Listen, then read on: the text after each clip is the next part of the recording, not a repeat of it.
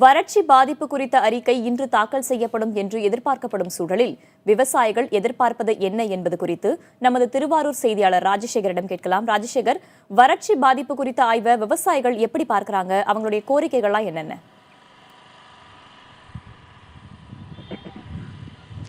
வேதவள்ளி, இந்த ஆண்டு பார்த்தீங்கன்னா டெல்டா மாவட்டங்களில் சுமார் 12 லட்சம் ஏக்கர் சாகுபடி சம்பா சாகுபடி பயிரில் ஈடுபட்டிருந்தாங்க.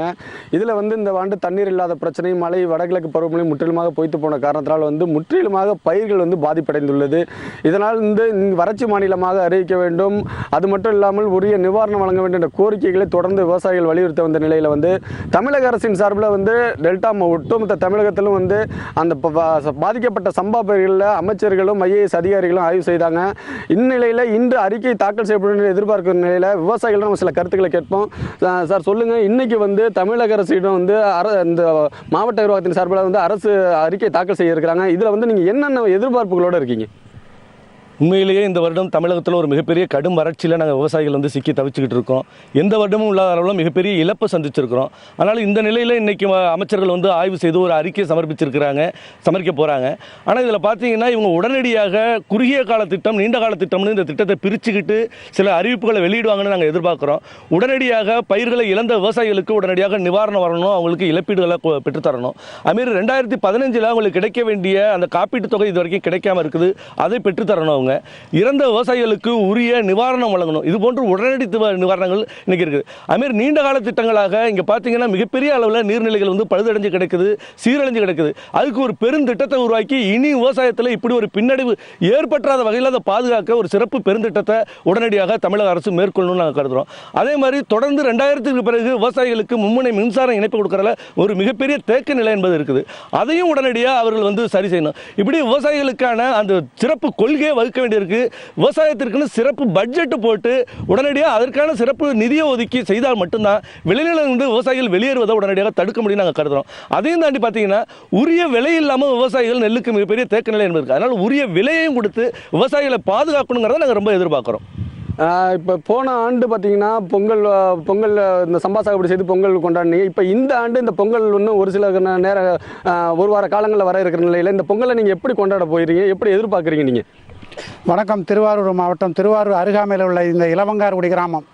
தை பிறந்தா வழி பிறக்கும்னு சொல்லுவாங்க. ஆனால் தை பிறக்க போது, ஆனால் எங்களுக்கு இன்னும் வழி பிறக்கலை.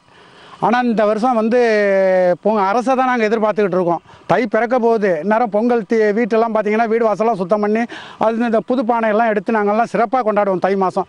இந்த வருஷம் பொங்கல் அரசு அறிவித்தபடி நேத்தி தான் புடவை வேஷ்டின்னு கொடுத்துருக்காங்க. அடுத்து எடுத்திங்கன்னா இன்றைக்கி சர்க்கரை அரிசி கொடுக்குறேன்னு இருக்காங்க. இப்படி அரசு கொடுக்குற நிவாரணத்தை எதிர்பார்த்து நாங்கள் வாழ்ந்துக்கிட்டு இருக்கிற ஒரு சூழ்நிலையில் இருந்துகிட்ருக்கோம். அரசு கண்டிப்பாக இந்த வருஷம் விவசாயம் சுத்தமாக அழிஞ்சு போன காரணத்தால் எங்களுக்கு அரசு இந்த பொங்கலுக்கு முன்னாடி எங்களுக்கு இந்த நிவாரணத்தை அறிவித்தாங்கன்னாக்கா, இந்த இன்சூரன்ஸ் அறிவித்தாங்கன்னா விவசாயிகள் நாங்கள் பொங்கலை கொண்டாடுவோம். இல்லைனா சிறப்பான பொங்கல் கிடையாதுன்னு தர. இப்போ தற்போது விவசாயிகளுக்கு வரதராஜன் மற்றும் காமராஜ் தெரிவித்தது போல் இந்த ஆண்டு பொங்கலுக்கு முன்னதாகவே எங்களுக்கு அரசின் மூலமாக உரிய நிவாரணம் வழங்க வேண்டும் என்ற கோரிக்கையை வச்சுருக்காங்க. வேதவள்ளி, ராஜசேகர், விவசாயிகள் உயிரிழப்புங்கிறது டெல்டா பகுதியில் ரொம்ப அதிகமாகவே இருந்துச்சு. இனிமேலும் விவசாயிகள் வறட்சி காரணமாக உயிரிழப்பை தடுப்பதற்காக அரசு என்ன நடவடிக்கை எடுக்கணும்னு அவங்க கோரிக்கை வைக்கிறாங்க? நம்ம நேரடியாகவே விவசாயி வரதராஜனிடமும் கேட்போம். இப்போ தற்போது இந்த டெல்டா மாவட்டங்களில் பார்த்தீங்கன்னா விவசாயிகளின் உயிரிழப்பு என்பது அதிகரித்துள்ளது. இந்த விவசாயிகளின் உயிரிழப்பை தடுப்பதற்கு என்ன மாதிரியான நடவடிக்கை மத்திய மாநில அரசுகள் மேற்கொள்ள நினைக்கிறீங்க? மத்திய மாநில அரசுகள் விவசாயிகள் இனிமேல் உயிரை இழக்காத அளவுக்கு அவர்களுக்கு உரிய ஒரு உத்தரவாதத்தை கொடுத்தாங்கனாலே அந்த இழப்பு என்பது இருக்காது. தொடர்ச்சியாக பார்த்தீங்கன்னா போன வருடமே அவங்க விவசாயத்தில் இழந்ததற்கு இன்னும் காப்பீடு தொகை என்பது கிடைக்கல. இப்போ அரசு திட்டங்கள் வகுக்கிறாங்க, ஆய்வுகள் செய்கிறாங்க, ஆனால் பலனும் கிடைக்கிறதுல ஒரு பெரிய தேக்க நிலை இருக்குது. உடனடியாக அவர்களுக்கு வங்கிகளில் கொடுக்கப்பட்ட கடன்கள் அத்தனையும் தடுத்து வசூலிக்கிறதுக்கு உடனடியாக அவங்க தடுத்து நிறுத்த பண்ணணும்.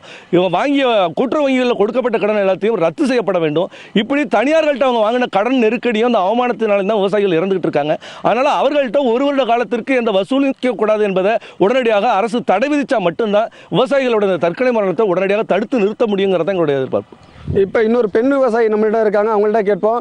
இப்போ இந்த வருடம் சம்பா சாகுபடியில் நீங்கள் ஈடுபட்டீங்க, இந்த பகுதியில் இப்போ பாதிப்புன்னு சொல்லியிருக்கீங்க. அரசு இந்த பகுதியில் ஆய்வு செஞ்சாங்களா? அரசு மூலமாக உங்களுக்கு என்ன எதிர்பார்க்குறீங்க, என்ன கிடைக்கும்? எங்களுக்கு அரசு மூலியமாக என்ன எதிர்பார்க்குறோன்னா, நிவாரணம் கொடுக்குறோன்னு சொன்னாங்க, கொடுக்கல. நிவாரணம் கொடுக்குறோன்னு சொன்னாங்க, கொடுக்கல. அதனால வந்து தீபாவளியும் கிடையாது, எங்களுக்கு பொங்கலும் கிடையாது. நிவாரணம் கொடுக்குறேன்னு சொல்லி தண்ணி வருது, விவசாயியில் வந்து எங்களுக்கு எதுவும் கிடைக்கும், அதில் நாங்கள் எதுவும் அது பலன்பட்டுக்குவோம், அதுவும் கிடையாது. அப்படிங்கிறதுனால அரசாங்கத்தை நம்பி தான் நாங்கள் இருக்கிறோம். இப்போ தண்ணி வாங்கி காசுக்கு வாங்கி தண்ணி வச்சாலும் போர் செட்டுக்காரவங்க தண்ணி கொடுக்க மாட்டுறாங்க. வர்ற தண்ணியும் மழையும் வச்சு நாங்கள் விவசாயம் பண்ணி உரம் வாங்கி அடித்தா அதுவும் வீணாக போயிட்டு வட்டிக்காரவங்க எங்களுக்கு ரொம்ப தொல்லை கொடுக்குறாங்க. அதனால எங்களுக்கு வந்து அரசாங்கம் உதவி பண்ணி ஆகணும் உடனடியாக. இப்போ தற்போது ஒட்டுமொத்த விவசாயிகளின் கோரிக்கையை அரசோட நிவாரணத்தை எதிர்பார்த்து தான் இருக்கிறார்கள். அதுபோல் உயிரிழந்த விவசாயிகள் இனி வரும் காலங்களில் உயிரிழக்கை தடுக்கும் வகையில் மத்திய மாநில அரசுகள் இந்த கடன்களை தள்ளுபடி செய்ய வேண்டும் என்ற கோரிக்கையும் வந்து விவசாயிகள் வச்சிருக்காங்க. தம்பி தமிழரசன்.